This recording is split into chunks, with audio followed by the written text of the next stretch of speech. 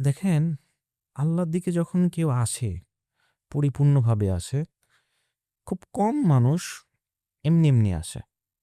খুব কম।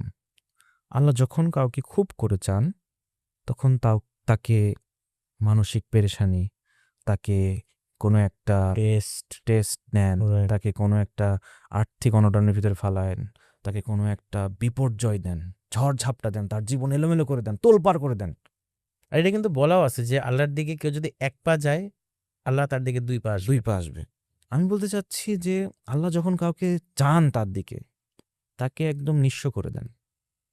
ঠিক আছে? নিঃস্ব করা বলতে সে যে জিনিসটা নিয়ে সবসময় ফ্যাসিনেশন এ থাকতো, সে যে জিনিসটা নিয়ে সবসময় চাইতো, সবসময় পাগল হয়ে আছে, ম্যাড অ্যাবাউট দ্যাট, যে আমার এইটা ছাড়া আর কোনো কিছু নাই, আমার ওইটা ছাড়া আর কোনো কিছু নাই।